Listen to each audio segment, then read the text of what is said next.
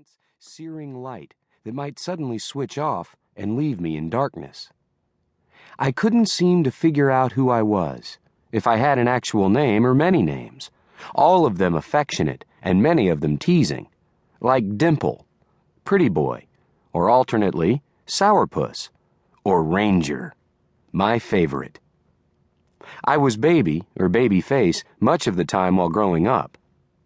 Judd was a name associated with a certain measure of sternness, sobriety, though in fact we Mulvaney children were rarely scolded and even more rarely punished. Judson Andrew, which is my baptismal name, was a name of such dignity and aspiration I never came to feel it could be mine. Only something borrowed, like a Halloween mask. You'd get the impression, at least I did, that Judd, who was Baby, almost didn't make it. Getting born, I mean. The train had pulled out. The caboose was being rushed to the track. Not that Corinne Mulvaney was so very old when I was born. She was only 33, which certainly isn't old by today's standards. I was born in 1963. That year, Dad used to say, with a grim shake of his head, a sick-at-heart look in his eyes, tore history in two for Americans.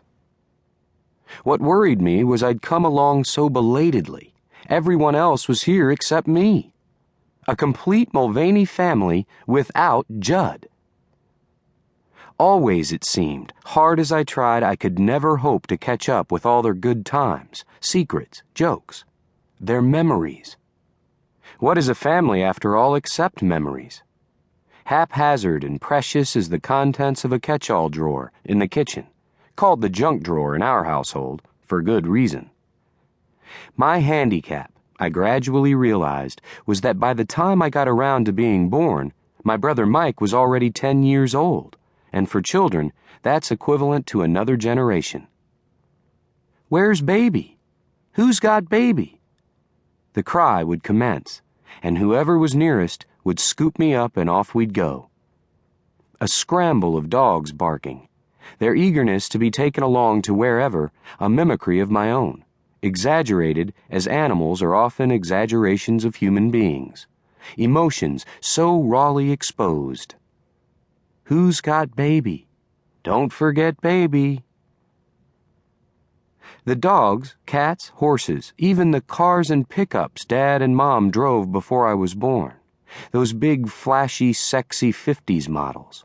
All these I would pore over in Mom's overstuffed snapshot albums, determined to attach myself to their memories. Sure, I remember. Sure, I was there.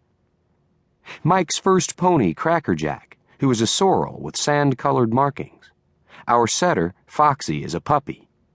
The time Dad ran the tractor into a ditch. The time Mom threw corn cobs to scare away strange dogs she believed were threatening the chickens, and the dogs turned out to be a black bear and 2 cubs.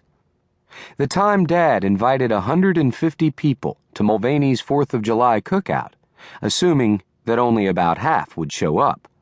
And everyone showed up, and a few more. The time a somewhat disreputable friend of Dad's flew over to High Point Farm from an airport in Marcina in a canary yellow Piper Cub and landed. Crash-landed almost, Mom would say dryly, in one of the pastures.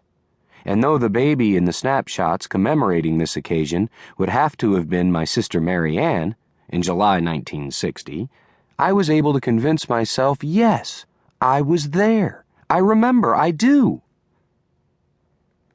And when in subsequent years they would speak of the incident, recalling the way the wind buffeted the little plane when Wally Parks, my dad's friend, took Dad up for a brief flight, I was positive I'd been there.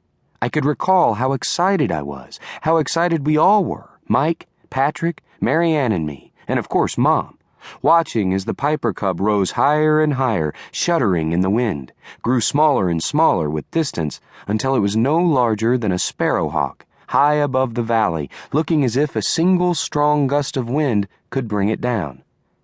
And Mom prayed aloud, God, bring those lunatics back alive and I'll never complain about anything again, I promise. Amen. I'd swear even now